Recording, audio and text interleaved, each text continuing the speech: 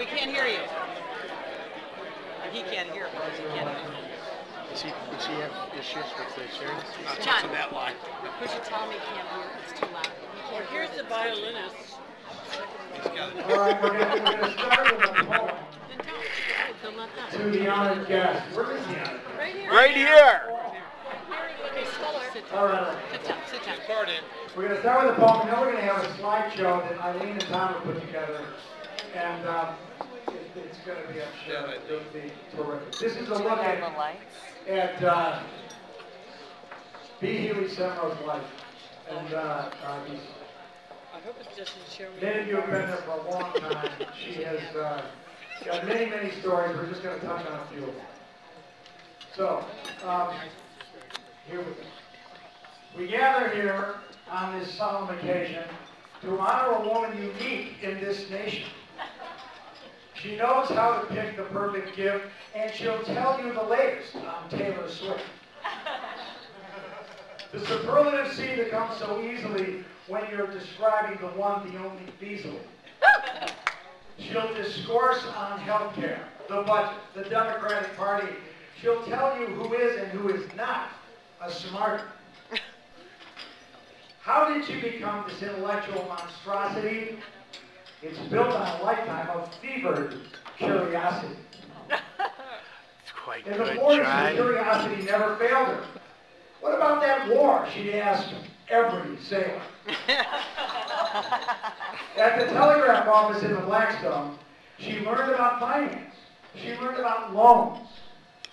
She'd collect the bets from the bellhops, then play hooky, while she took all the dough to the loop and the bookie.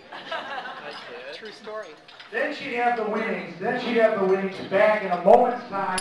The Blackstone boys loved her, loved B. She never pounded a dime. She wouldn't have dared. What would Nan say? Ann Shannon Healy often carried the day. One time B got an invite from Bud, a very good friend. A business trip to Michigan. What could this portend?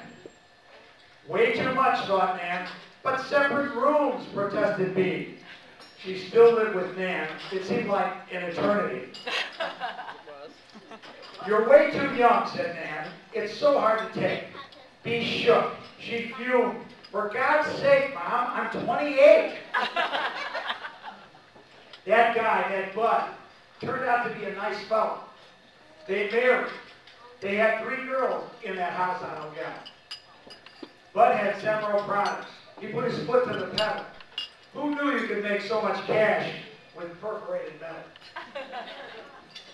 They moved on up.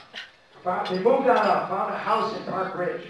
2 more girls came, and Nan. They bought a big fridge. And B found something else, much deserved by Mrs. Sem.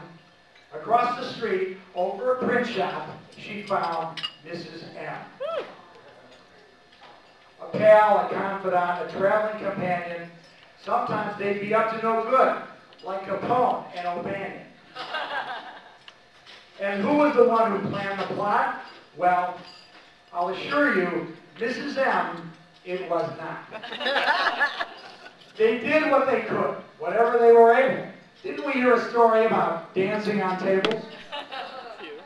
There might be things she'll never tell us. Just a wink, a grin, and a hint of the devious.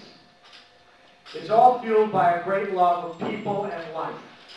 She's drawn to you and me like an Irish drum and a silver pipe. Like that night in Milwaukee, she saw a tall young man alone in a bar. She walked over and spent an hour with Kareem Abdul-Jabbar.